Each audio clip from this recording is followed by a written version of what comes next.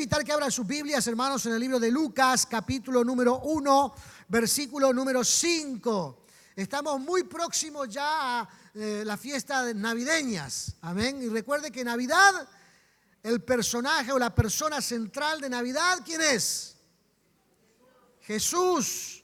No es ni el pan dulce, no es ni el budín inglés, no son los frutos secos, tampoco es Papá Noel. La figura central de Navidad es Jesús.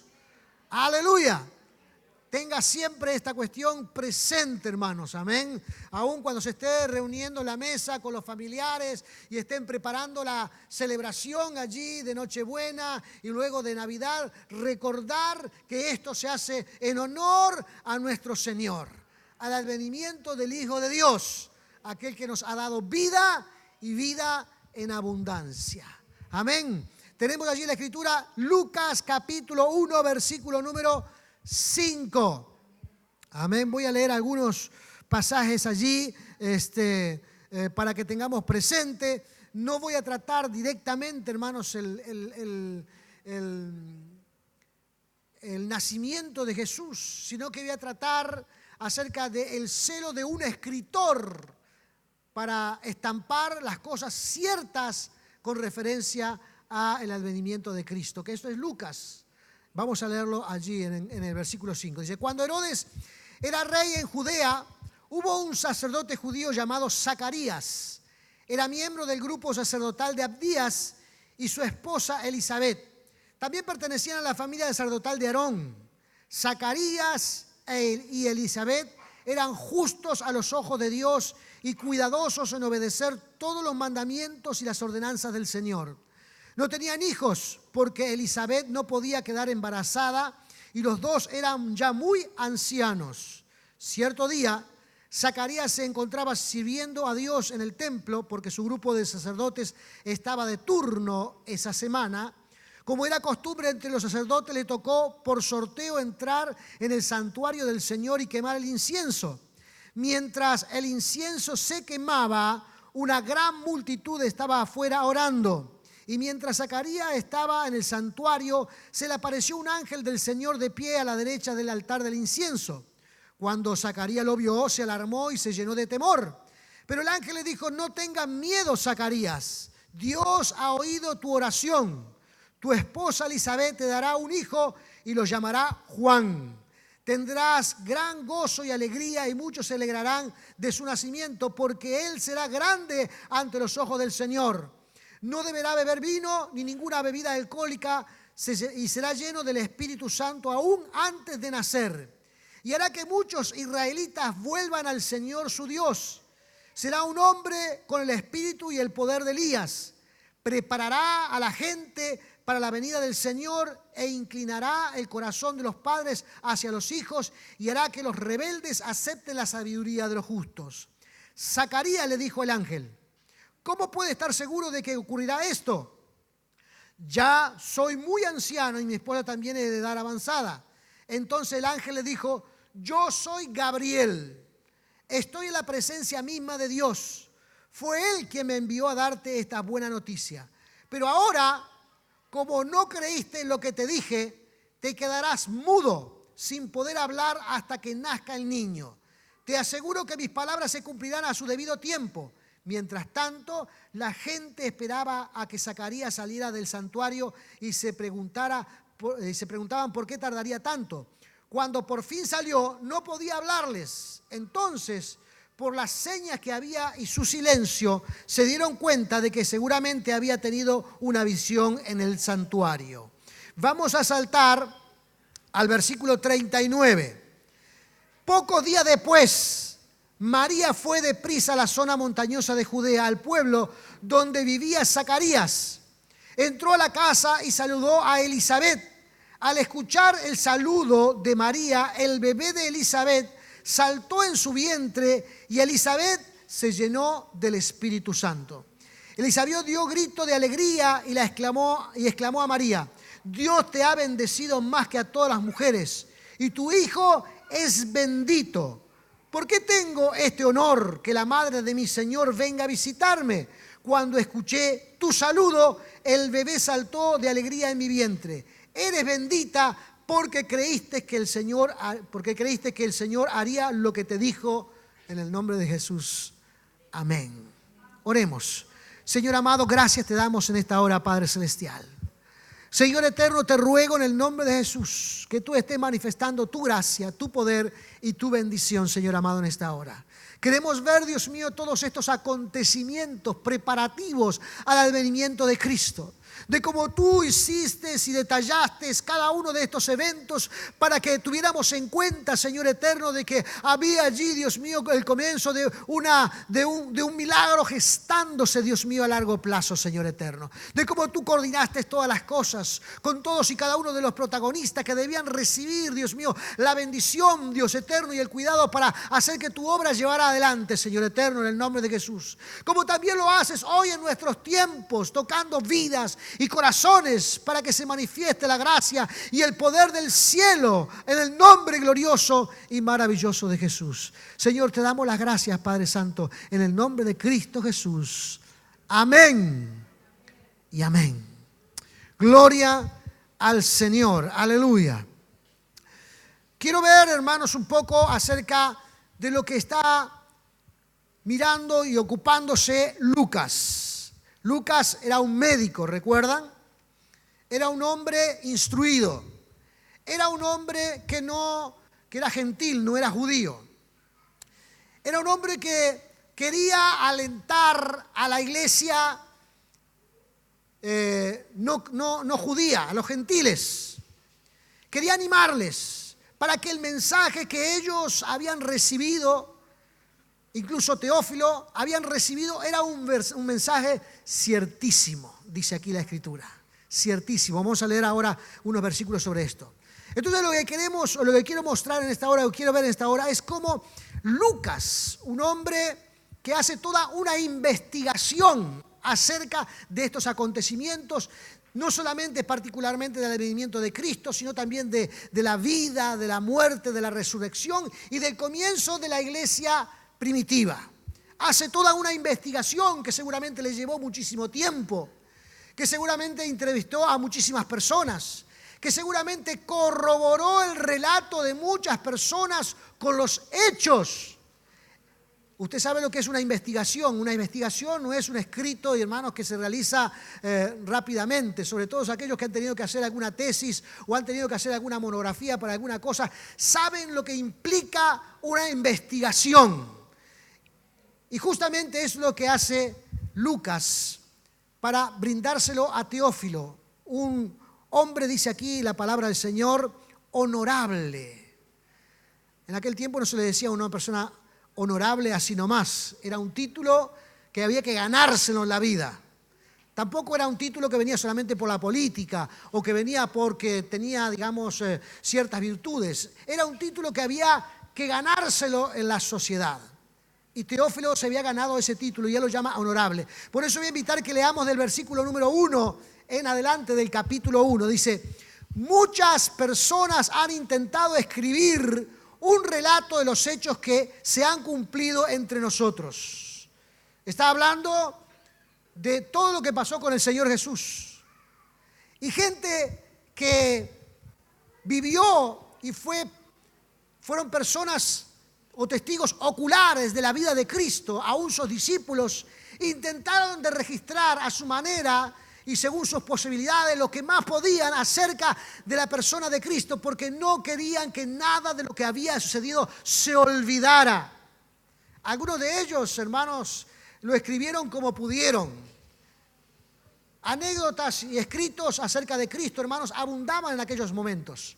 Pero dice aquí la Escritura que en el versículo 2 dice: esta gente se valieron de informes que circulaban entre nosotros, dados por testigos oculares. Los primeros discípulos. Ellos contaban sus experiencias, contaban lo que habían vivido al vivir con el Señor Jesús. Contaban acerca de los milagros, contaron acerca de cómo el Señor resucitó a algunas personas, contaron acerca de cómo el Señor transformó a algunas vidas, contaron acerca de todo lo que Cristo hizo a través de su vida y todas las cosas que sucedieron a través de su vida hasta que muere, la resurrección, todo esto. Y eso lo recogieron vía oral. Lo fueron recogiendo vía oral. Y algunos ponían esas cosas escritas en páginas. Pero eran personas que transmitían en forma oral lo que había acontecido. Ahora, lo que quiere hacer Lucas es algo diferente. Lucas dice, voy a investigar. Y dice el versículo número 3, después de investigar todo con esmero. Después de investigar todo con esmero. Lucas está haciendo un trabajo a largo plazo, no solamente recogiendo los testimonios de los testigos oculares, sino corroborándolo, a ver si eran ciertos, a ver si tenían fundamento, a ver si tenían, si eran verídicos, si no había alguna cosa, porque usted sabe, hermano, que a veces cuando se transmiten las cosas en forma oral, alguno le pone su propia impronta, ¿verdad? Alguno le pone su propio comentario, le pone su propia pasión a la cosa. Y a veces en la pasión a alguno se le va la mano, ¿no? Y entonces en la pasión el relato se va agrandando. Como el cuento de los pescadores, ¿saben, no? ¿Cómo es el cuento de los pescadores? La fama de los pescadores es que son mentirosos por naturaleza. Nunca dicen realmente el tamaño del pez que pescaron. Generalmente lo que dicen es que el pescado que pescaron es mucho más grande. Y cada vez que conversan dos pescadores, uno dice que el tamaño de su pez fue más grande que el del otro. Pero muchos saben que en el lenguaje del pescador esto es mentira. Realmente están agrandando la cosa, ¿verdad? ¿Los extranjeros saben lo que es esa cuestión? ¿No? ¿Sí? Ustedes saben el cuento ese famoso de los pescadores, dice que uno venía diciendo, dice, yo pesqué un enorme pez de este tamaño. Y el siguiente viene, yo también pesqué uno de este tamaño. Y viene el tercero y dice, yo también pesqué uno así. Dice, pero es igual al nuestro. No, dice, es el tamaño de la cabeza. Para que se lo pueda ilustrar. Ahora, lo que está haciendo Lucas es investigar con esmero cada relato para que lo que va a estampar en esta investigación sea realmente verdadero, genuino, sin exageraciones, pero tampoco quedándose corto, sea lo justo. Este es un trabajo de investigación de una persona que está acostumbrada a investigar, que está acostumbrada a escribir, que está acostumbrada a elaborar una tarea escrita de esta magnitud. Y quería llevar a la iglesia no judía, porque quizás algunos decían, pero lo que pasa es que eso lo dijo un judío. Los judíos siempre están diciendo algunas cosas con referencia a su historia. Lo que está haciendo ahora Lucas es escribir y corroborar cada relato judío. Y dice, esto es real, esto es verdadero, esto es genuino, esto es así como ellos lo cuentan, porque lo he investigado con esmero. Y dice aquí la palabra del Señor, dice que lo investiga desde el principio. Amén. Parte desde el principio. ¿Por qué? Por eso hay tanto detalle aquí, hermanos, de cuando Zacarías recibe esa experiencia con el ángel, de por qué entró. Porque la familia de Zacarías le tocaba en ese momento servir en el santuario. Y la familia de Zacarías era muy grande. Y echaron suerte entre los sacerdotes para que alguien de ese grupo familiar que le tocaba trabajar en el templo fuera a llevar el incienso al lugar del santuario. Y dice que cayó sobre la vida de Zacarías. Parece ser que Zacarías estaba orando porque él se sentía que no estaba dejando descendencia. Parece que Zacarías era un hombre ya anciano, con muchos años junto a su esposa, y había un dolor en su corazón porque no tenían hijos. Y estaban orando durante mucho tiempo. Y mientras estaba esa oración presente y estaban ellos intercediendo, esa oración llegó al reino de los cielos. Y para que el plan de Dios no tuviera dudas de que era un plan, hermano, celestial, y se iba a producir un gran milagro, estos dos viejitos estos dos viejitos iban a concebir un hijo. Este asunto, hermano, lo vemos muchas veces en las Escrituras, para que no quede dudas de que es un milagro. Amén. No quede dudas que la mano poderosa de Dios intervino para que estas dos personas pudieran tener un hijo y que fuera un milagro de Dios. Entonces, Lucas está investigando todos estos temas. Lucas está observando todos estos temas. El motivo de su investigación, lo dije al comienzo, voy a volverlo a repetir brevemente, está en el versículo 4. Dice, para que puedas estar seguro de la veracidad de todo lo que te han enseñado. Teófilo era ya un cristiano, era un creyente, con algunos años en el Señor. No sabemos a cierta si es que comenzaron a aparecer algunas dudas en el corazón o en la cabeza de Teófilo. Lo cierto es que hay una motivación en Lucas para llevarle a esta gente una investigación sobre todos los hechos relativos a la persona de Cristo. Y que comienza desde el mismo principio y transita, hermanos, hasta el comienzo de la iglesia primitiva, porque allí están los dos escritos, el Evangelio de Lucas y el libro de los Hechos. El libro de los Hechos es la continuación de la investigación de Lucas.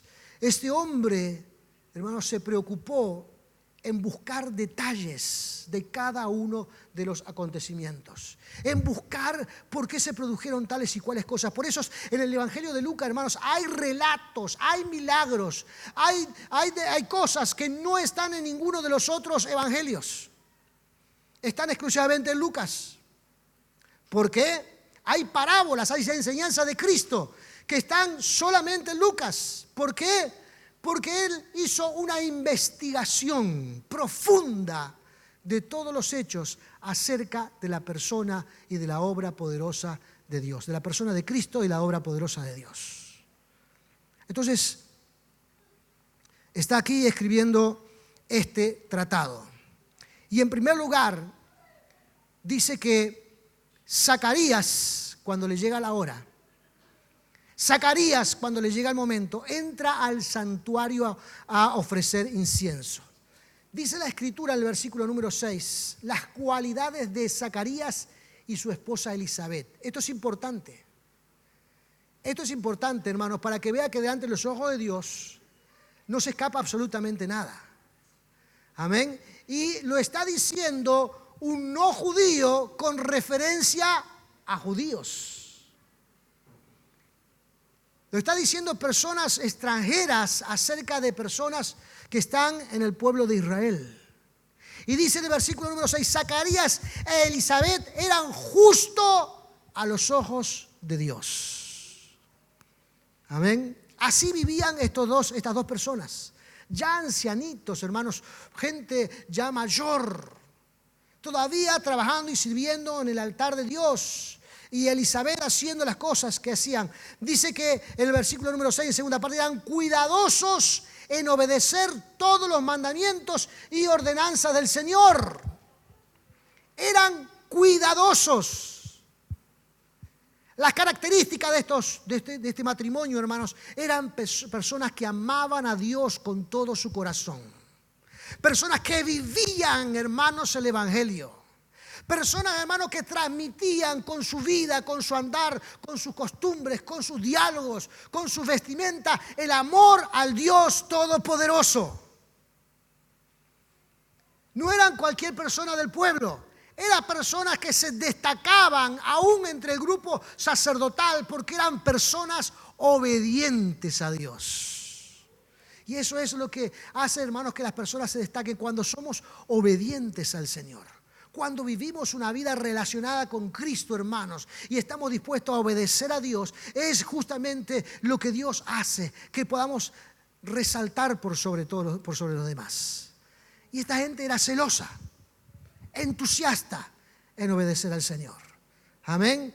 No circunstancialmente, no cuando las cosas marchaban bien, no cuando eran jóvenes, no cuando eso, sino a lo largo de toda su vida eran personas que vivían con pasión el Evangelio. Amén. El Evangelio, hermanos, hay que vivirlo con pasión. El Evangelio, hermanos, hay que experimentarlo profundamente. La obediencia a Dios, hermanos, no tiene condiciones. A Dios se le obedece y punto. Amén. Aunque hay personas, hermanos, que han cultivado ciertas costumbres con referencia a negociar con Dios ciertas cosas. Con Dios no se negocia. No se puede negociar con el Señor. El Señor hay que obedecerlo en la vida. Amén. Hay que obedecerlo en la vida. Porque Dios, hermanos, actúa en cada uno de nuestros momentos. Zacarías era un hombre poderoso, era un hombre honorable, pero tuvo uno de esos destellos humanos que todos tenemos. El destello de la duda. ¿Alguien dudó alguna vez?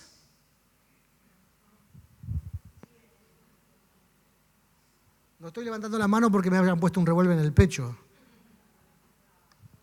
La duda es casi patrimonio del ser humano. Zacarías, hermanos, con estas cualidades entró a trabajar en el templo, a servir al Señor en el templo y a hacer lo que hacían los sacerdotes: entrar, quemar incienso, estar en el altar, ordenando todas las cosas. Y mientras estaba allí, dice que se le apareció un ángel. Se le apareció un ángel. Este ángel está diciendo cosas extremadamente importantes. Dice el versículo número 13. Pero el ángel le dijo: no tengas miedo, Zacarías. Dios ha oído tu oración. Tu esposa Elizabeth te dará un hijo y lo llamarás Juan.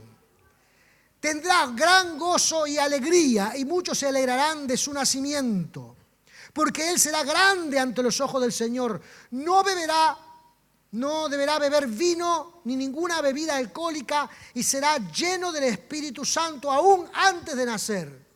Y hará que muchos israelitas vuelvan al Señor su Dios. Será un hombre con el espíritu y el poder de Elías. Preparará a la gente para la venida del Señor.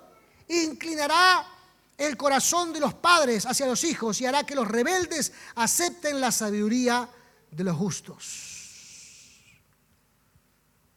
De los justos. Fíjate los detalles. Seguramente yo imagino a Lucas buscando ese relato, corroborándolo con la familia de Zacarías, con los sacerdotes que acompañaron a Zacarías. Porque si Zacarías,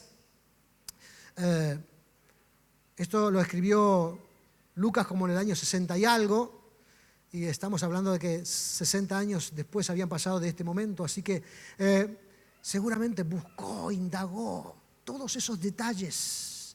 Pero es interesante, hermanos, lo que Zacarías está recibiendo de parte de Dios. Fíjese, Zacarías con su esposa ya ancianos, le dice que su oración ha sido escuchada por Dios, que van a tener un hijo, pero que ese hijo va a tener un protagonismo importante en cuanto a la llegada del Señor. Ellos sabían que ahí se refería a Jesucristo. Su hijo iba a tener un protagonismo importante en allanar el camino para que viniera el Señor. Y dice también, hermanos, que durante su ministerio, el ministerio de Juan, hijos de Zacarías e Elizabeth, habría un gran avivamiento donde la gente se convertiría, incluso hasta la gente rebelde se convertiría al Señor. Un avivamiento sin precedentes, un avivamiento, hermanos, único en Israel.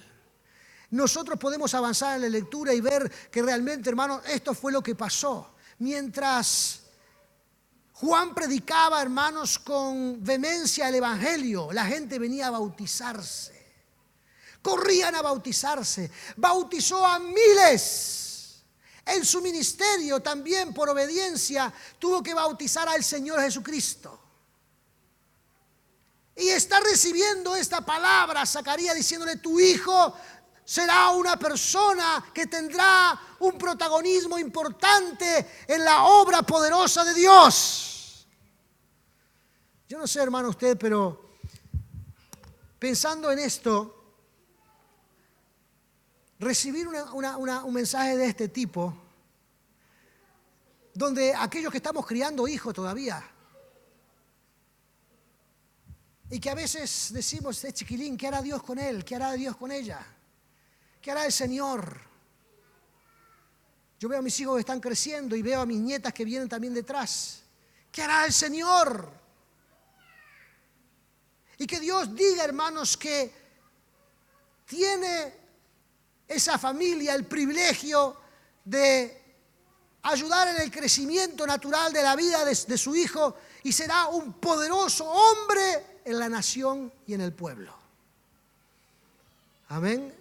Es extraordinario, ¿verdad? Dos viejitos. ¿Qué es lo primero que le pasa al viejito por la cabeza? ¿Qué es lo primero que le pasa al ancianito por la cabeza? No sé cuántos años tenía Zacarías aquí, pero dice que eran gente vieja ya. ¿Qué le pasaría? No piense eso, estaba pensando en otra cosa. Estaba pensando: Señor, quiero una señal de este asunto, porque yo ya soy viejo, mi esposa es anciana, quiero ya que dame una señal sobre este asunto. ¿Cómo va a pasar? Porque mi cabeza dice de que ya no es posible, de que ya esto no puede pasar. Biológicamente no estamos aptos para dar a luz nada. Biológicamente no podemos traer ni mantener relaciones en esta época. No podemos. Somos ancianos. La duda comenzó a formarse aquí en la cabeza. Amén. Porque cuando Dios nos planea cosas, hermanos, a veces, si nosotros lo traemos a nuestro cerebro, generalmente son cosas imposibles. ¿Cierto? Son cosas imposibles. ¿Cómo se va a hacer esto? Queremos detalles. A ver, ¿cómo va a ser? ¿Cuáles son los pasos que vamos a dar? Yo quiero detalles de este asunto porque no sé cómo va a pasar. Nosotros queremos saber de antemano cómo Dios va a hacer las cosas, a ver si estamos en una zona de tranquilidad, de confort, a ver si estamos en una zona donde no tenemos riesgos ni peligros. Pero la información de Dios llega a su debido tiempo. Hay muchos hermanos, muchas personas que no han cumplido con el llamado de Dios o no han dado el paso hacia el llamado de Dios, producto de que no se animaron. Pensaron que con ellos era muy difícil, que no se podía lograr, que no se podía alcanzar, y entonces quedaron detenidos en el tiempo porque pensaron que era un asunto imposible. Cuando nosotros leemos la Escritura, hermanos, sabemos que para Dios no hay nada imposible, ¿cierto? No hay nada imposible. Con el Señor todo es posible.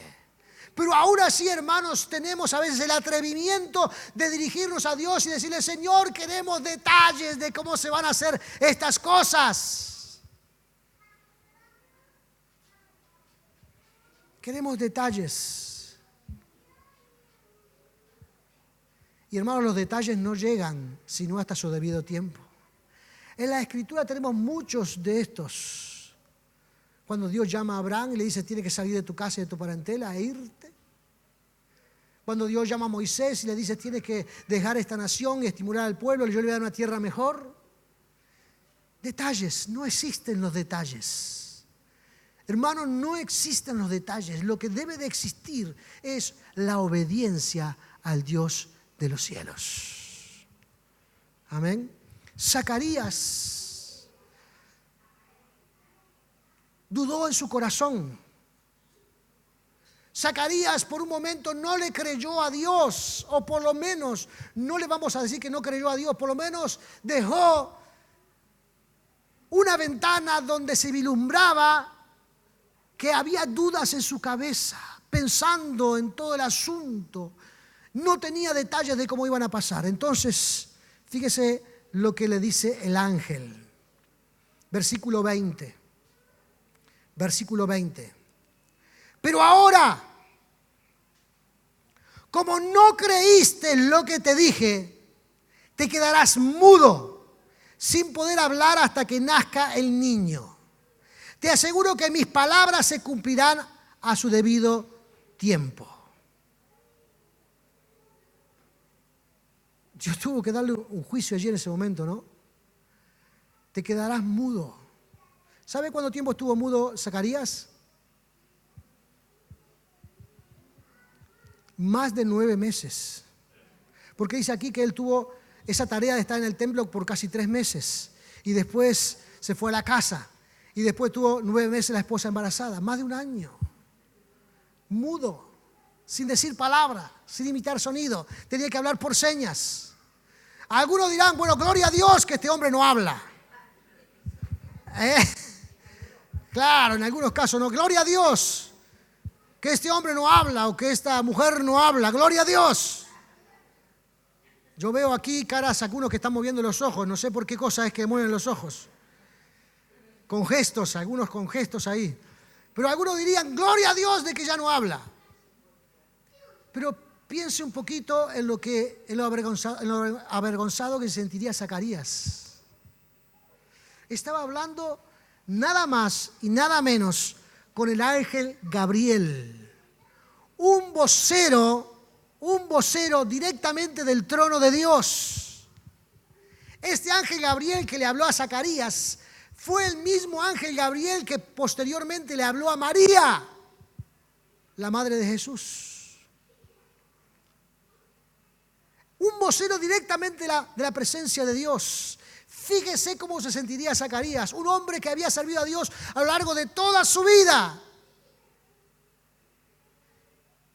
Y por un momento, hermanos, la duda le ganó y no le creyó al ángel Gabriel. No le creyó al ángel que venía con la palabra directamente de Dios. Dice, y esta palabra proviene directamente del trono de Dios. Y como proviene directamente del trono de Dios, se va a cumplir. Yo me imagino, hermanos, Lucas investigando todas estas cosas.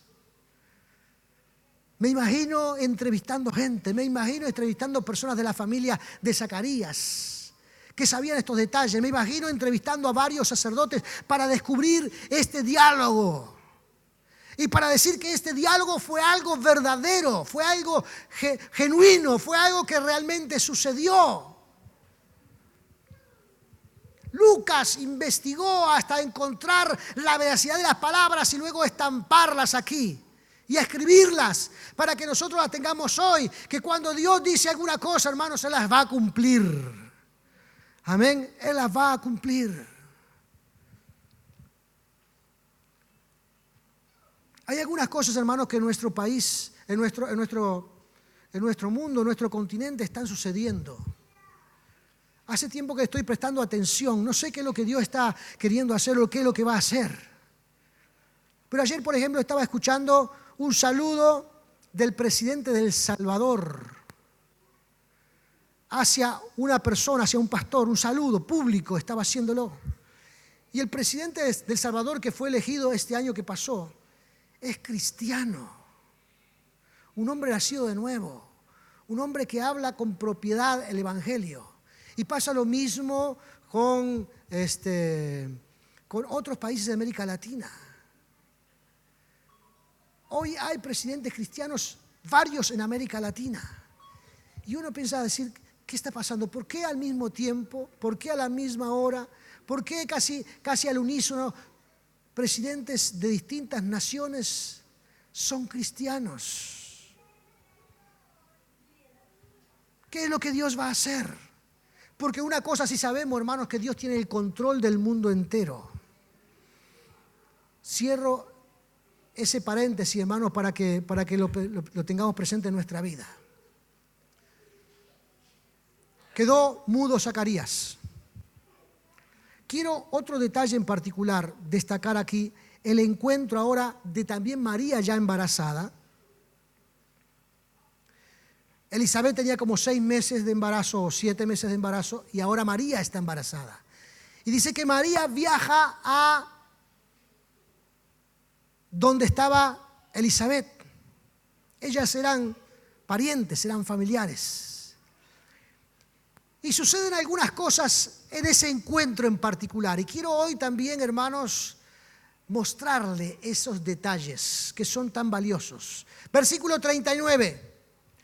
Pocos días después, María fue deprisa a la zona montañosa de Judea, al pueblo donde vivía Zacarías. Entró a la casa y saludó a Elizabeth. Al escuchar el saludo de María, el bebé de Elizabeth saltó en su vientre y Elizabeth se llenó del Espíritu Santo. En el vientre de Elizabeth estaba Juan el Bautista, que todavía no había nacido. En el vientre de María estaba el Señor, el Hijo de Dios. María había sido concebida en forma milagrosa, ¿saben eso, verdad? Estaban comprometidos con José, pero todavía no se había consumado el matrimonio. Y María queda embarazada y allí hay todo un proceso que ya hemos leído muchísimas veces de cómo Dios trata tanto con María como con José para que ellos entiendan que allí hay un milagro poderoso de Dios gestándose en la vida de María. Ahora María viaja a la casa de Elizabeth y en ese saludo, hermanos, que hacen las dos hermanas, las dos mujeres, las dos cristianas, las dos personas nacidas de Dios, cuando se abrazan, el fruto de sus vientres dice que también reaccionan a ese saludo. Pero no solamente reacciona Juan, que seguramente allí en el milagro de Dios entiende que está Jesús en el vientre de María, sino que dice que también cuando se abrazan, Elizabeth es llena del Espíritu Santo.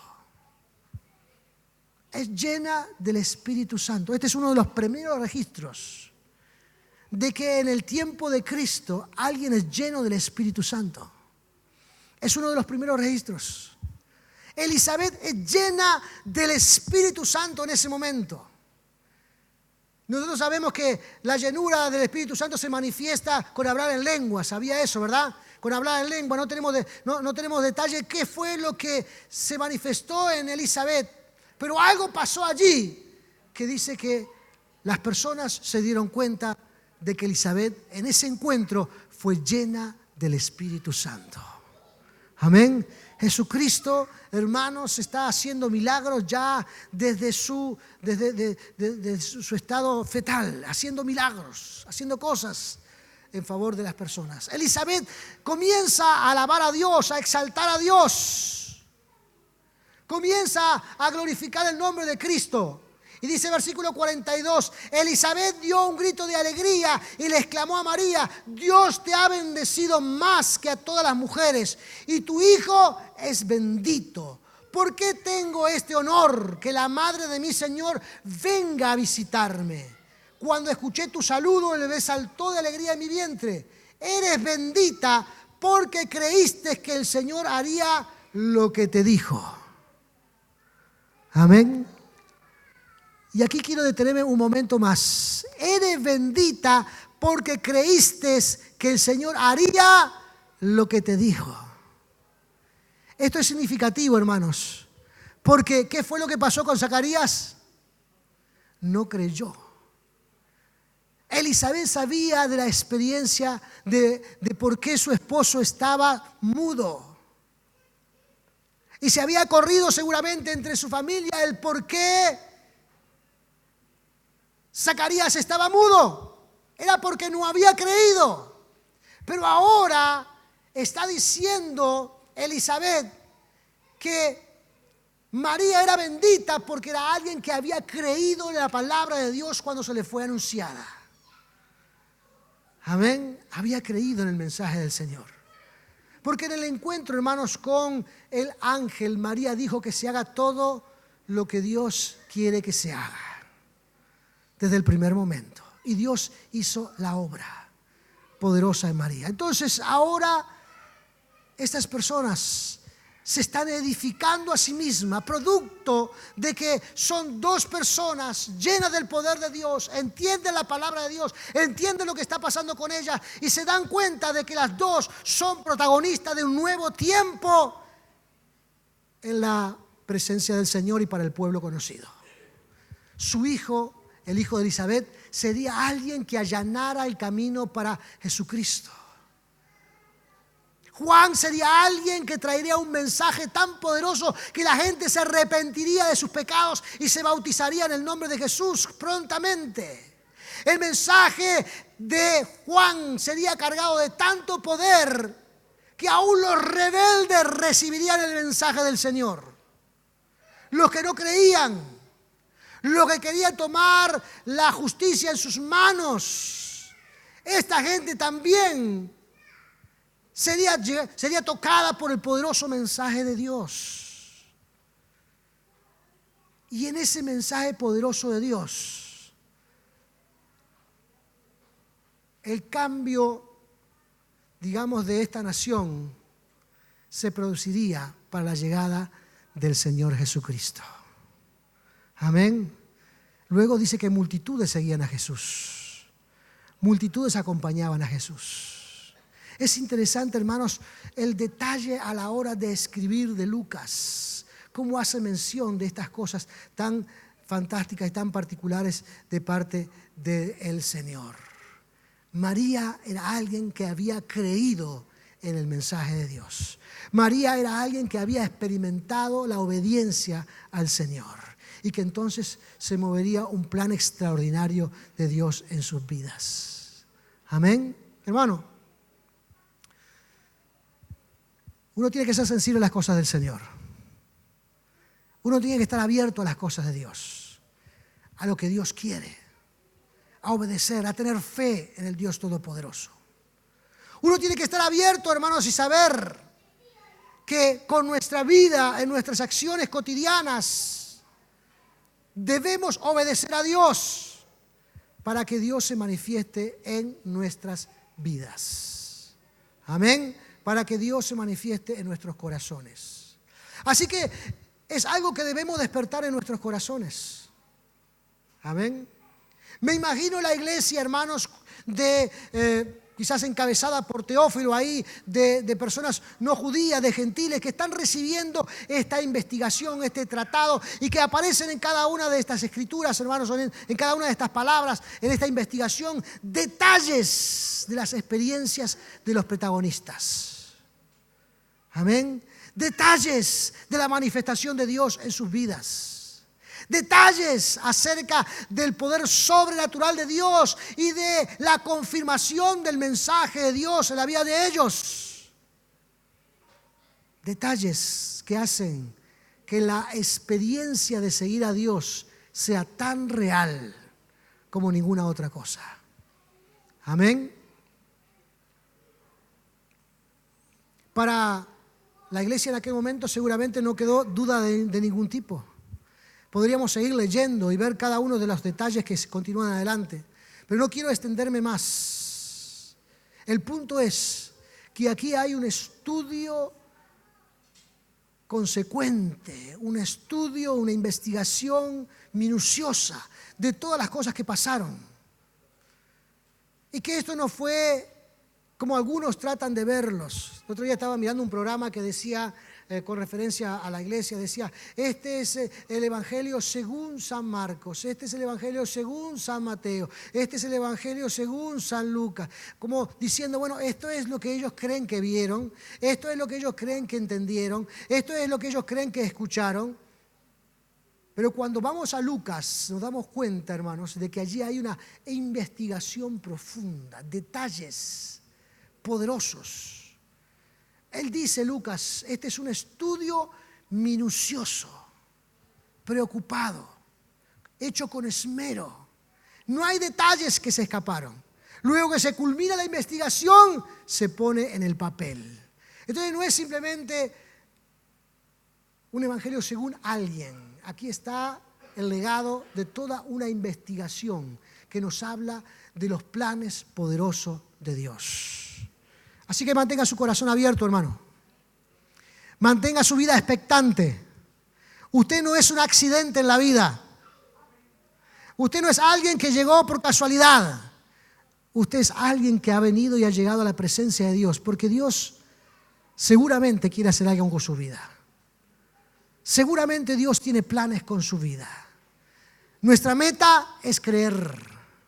Nuestra meta es obedecer. Lo que debemos hacer es estar sensibles a la voz del Dios Todopoderoso. Amén. Gloria sea el nombre maravilloso de Cristo. Gloria sea el nombre maravilloso de Jesús. Póngase de pie en esta hora. Aleluya. Cierre sus ojos. Incline su rostro. Vamos a alabar al Señor. Vamos a alabar al Rey de Reyes y Señor de Señores. Porque esto no es simplemente una fe ciega o no es algo que recibimos de parte de alguien que nos ha adoctrinado y lo creemos ciegamente. La Escritura se ha ocupado en elaborar argumentos de peso en cada una de las circunstancias que nos hablan del poder sobrenatural de Dios, de los propósitos que Dios tiene para este mundo, de las cosas que Dios ha hecho en el pasado y que también quiere hacer en el presente. Hay argumentos, hay estudios. Aleluya, nada está escrito aquí en forma caprichosa. Aquí está el plan divino del Señor. Y nosotros en el nombre de Jesús debemos atesorar esto porque es valiosísimo. Porque si no atesoramos estas cosas, somos seres que andamos errantes en esta vida sin propósito, sin dirección. O a veces con algunas direcciones pensando que nos van a llevar a una suerte de felicidad y alegría. Y nos sorprende la vida en que allí no hay ni alegría ni felicidad. Porque la gracia de Dios es necesaria en cada uno de nosotros.